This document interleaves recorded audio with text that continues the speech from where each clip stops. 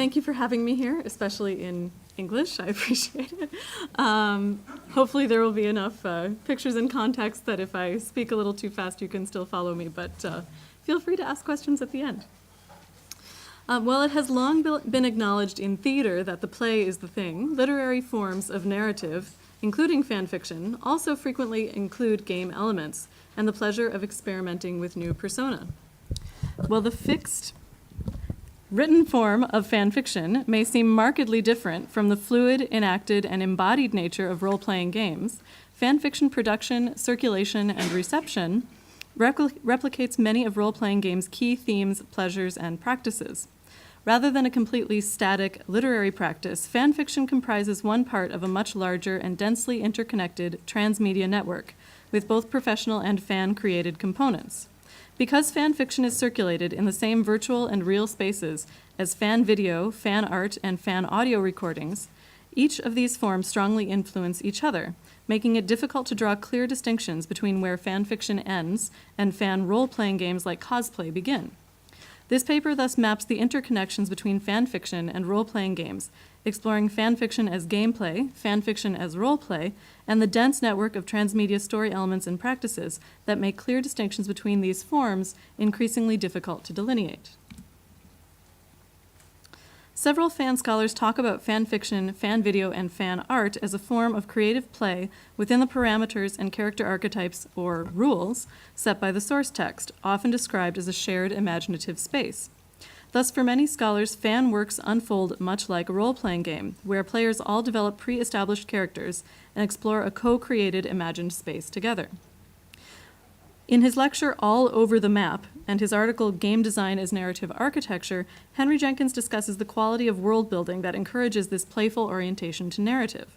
He explains that stories which primarily describe spaces encourage both professional and fan authors or players to interact with the fictional setting and further develop and manipulate the story elements.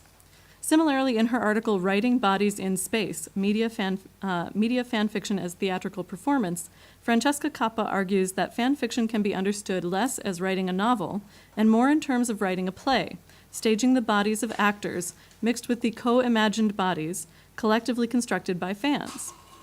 Because the bodies and spaces of mass media story worlds are to some extent already known and shared among fans, Kappa argues that fan fiction authors become more like directors, restaging a new version of a collectively known play. Kappa's and Jenkins' work point the way toward understanding how fan culture and the reuse of shared mass media objects inject fan fiction with strong elements of both roleplay and gameplay. As a result, both the authors and readers of fan fiction may be thought of as playing in the same narrative toy box as participants in role-playing games.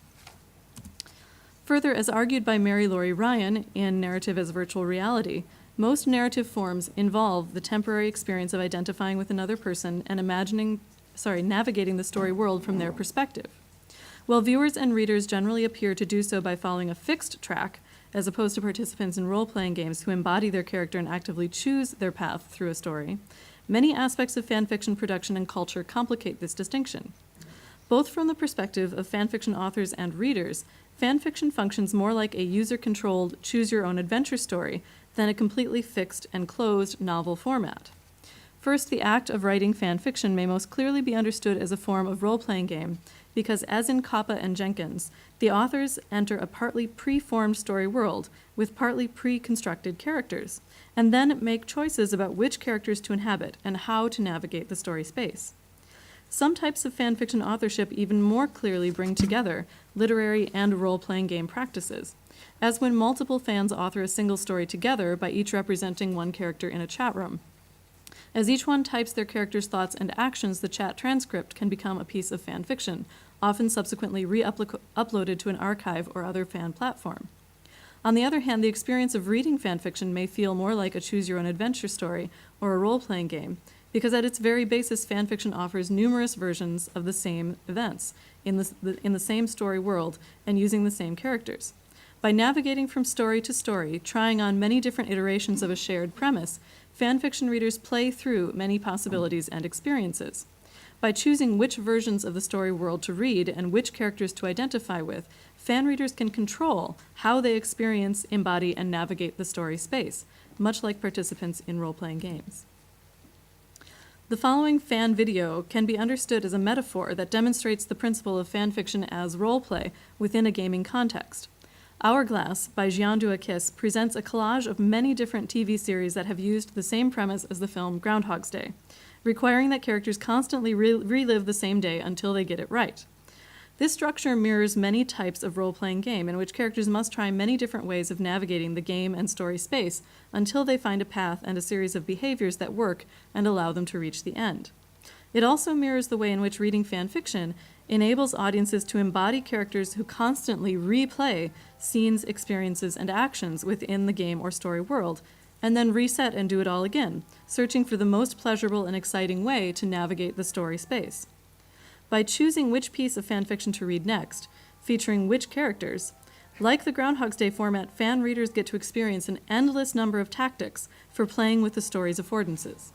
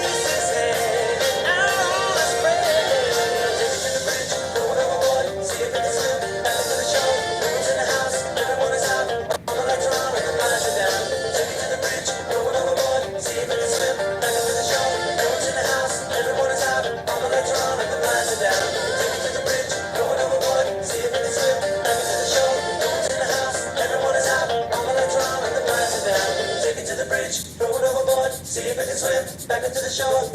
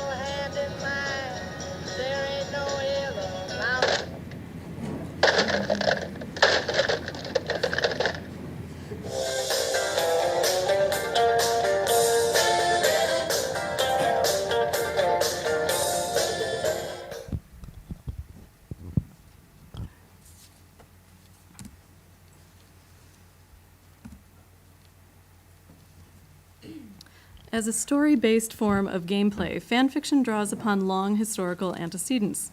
Oral storytelling traditions often included game elements like competition, festival performance, goal or challenge-oriented production, and call and response collective improvisation.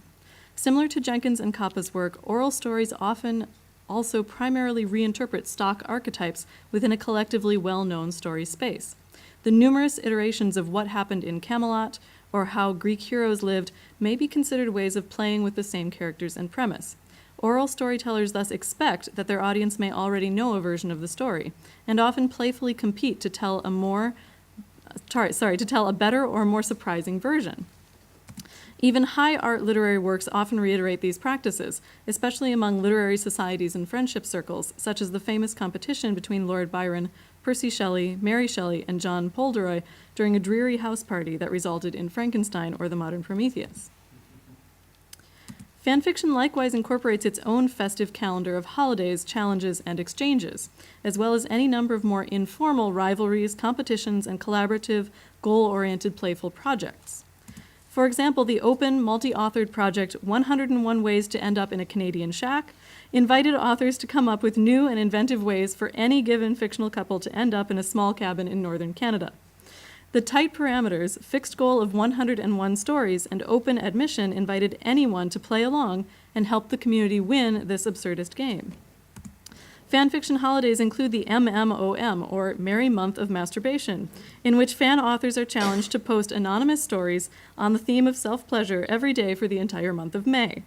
The MMOM functions as a game both because it is difficult to keep up with such a demanding writing task, and thus to win, but also because the theme produces an archive of numerous similar stories that may be directly compared, and as a result, authors compete to write the most sexy, outlandish, or surprising story in the collection. More Joy Day and 14 Valentines also mark the fanfiction festive calendar, each requiring participants to create fan art, fiction, playlists, and videos as a gift to the community. Likewise, the massive, small fandom exchange Yuletide functions as a game for several reasons. Yuletide allows participants to specify 3 extremely obscure source texts, and then uses an algorithm to anonymously match participants with a compatible author. Authors have about 1 month to write a story of at least 1,000 words in one of these fandoms, which will please their recipient and hopefully also the fan community at large. The archive becomes publicly available on Christmas, and authors' identities are revealed on New Year's Day. Gameplay elements enter Yuletide first due to its festival nature as a fan-specific seasonal holiday, wherein stories compete, in a sense, to become the most beloved, widely read, shocking, clever, and exciting story of the year. Secondly, because Yuletide has incredibly tight writing parameters and deadlines, it requires great creativity and craft to win by successfully finishing a story in time that pleases both the specific recipient of the story gift and the community. Likewise, because Yuletide stories are based on unusual sources that are difficult to write fan fiction about, the resulting stories often play at the boundaries of fan genres. For example, stories like Wait, Wait, Don't Eat Me, about zombies attacking a well-known public radio show, or very sexual explorations of children's programming like the Care Bears or Calvin and Hobbes, as well as stories based on ephemeral media like blogs, coffee commercials, or pop songs, all engage in a kind of language game, challenging authors and readers to reimagine the limits of fan creativity and the boundaries of the fan playground.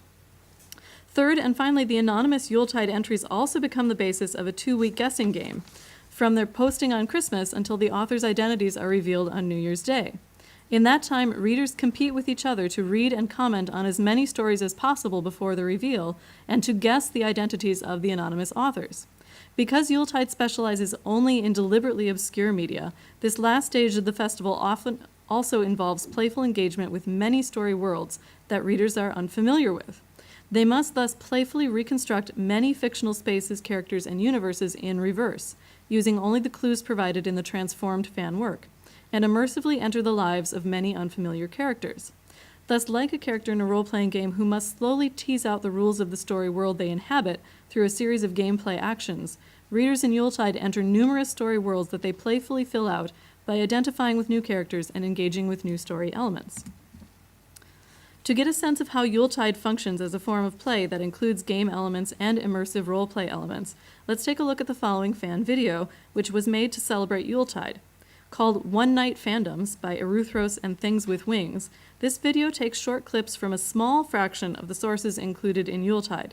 The choice of Angel of the Morning as the vid's soundtrack emphasizes the ephemeral nature of the festival as a collection about sources that can only exist for the Yuletide season and will likely not reappear in fan culture until the following year. To play along, see how many media sources you can identify, and please do feel free to cheer or call out the names as we're watching. It's a game.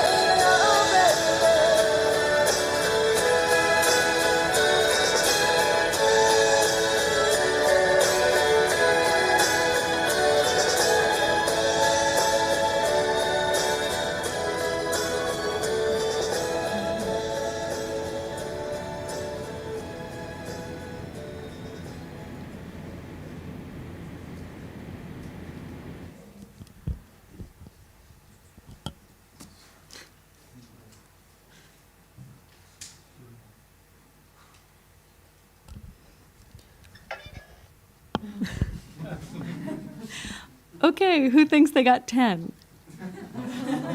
How about 20? 30?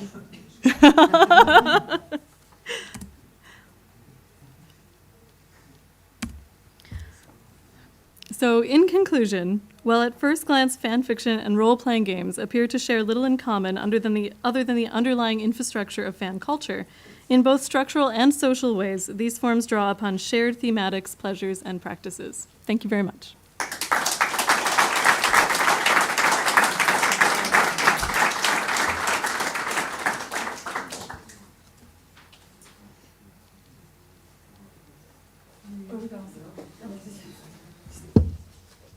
Est-ce qu'il y a des questions?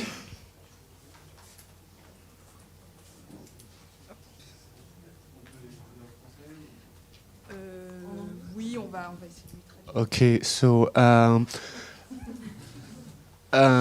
isn't fan fiction losing something that is in the role-playing game? As in, I may not be translating that correctly. La tradition orale, the oral tradition. So does fan fiction lose something because it's written rather than oral? Is that what you're asking? Yes.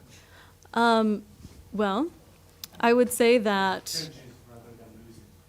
Yeah, sure. I would say that certainly it is different than oral storytelling, but that it plays upon many of the same elements because fan fiction is embedded within a very active culture. It does have a lot of the elements that we associate with oral storytelling, like the direct connection with the audience, immediate commenting, a kind of cultural context where authors are constantly responding to each other. And then I would also say that because there are oral versions of fan fiction in oral recordings in podfic, that there is also that kind of connection to oral storytelling. Some pieces of fan fiction are later read as oral pieces, and some are actually oral first and then go into the written version. So I would say that all of these things are more interconnected than we might expect.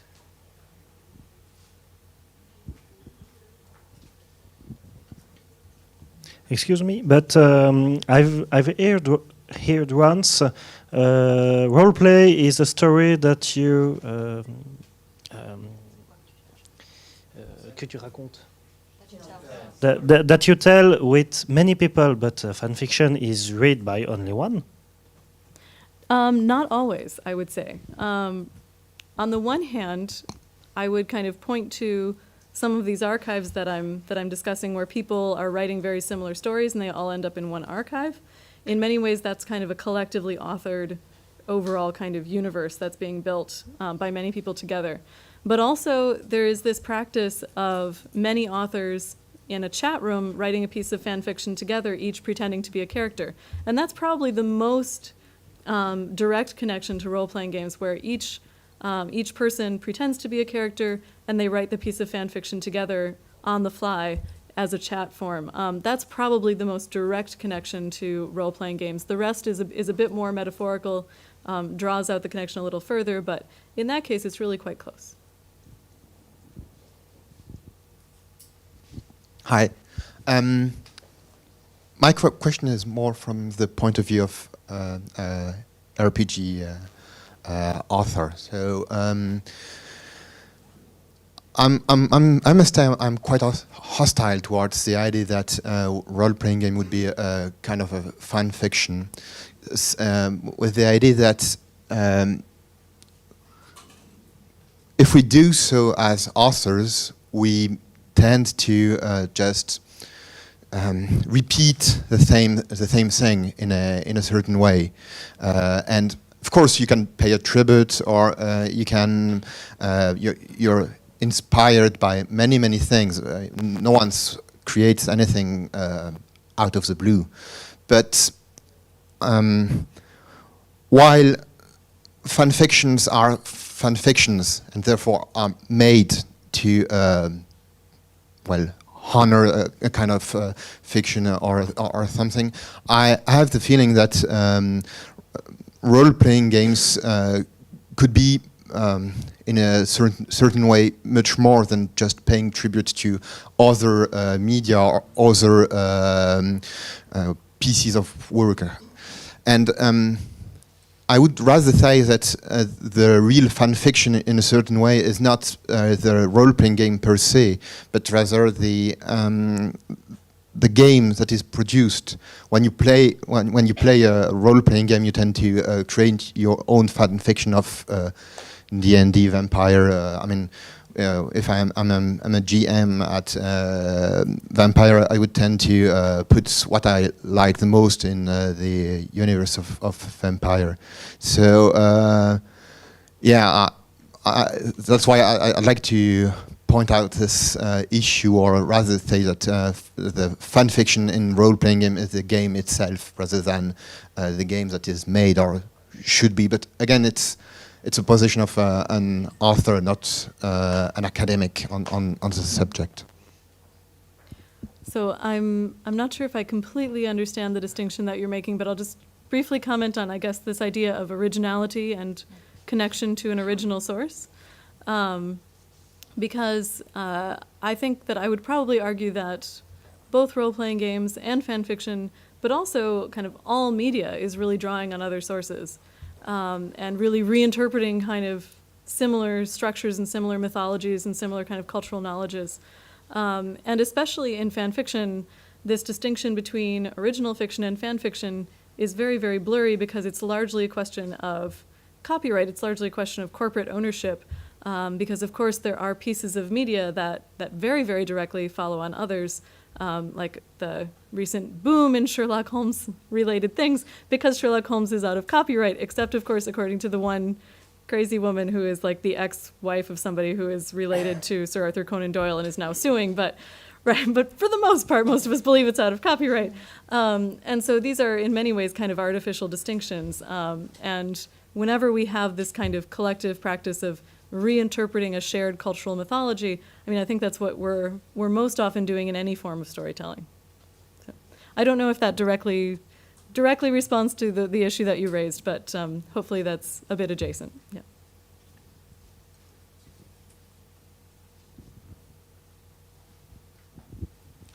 Hi, I don't know much about fan fiction, and I was very surprised by the examples you gave us.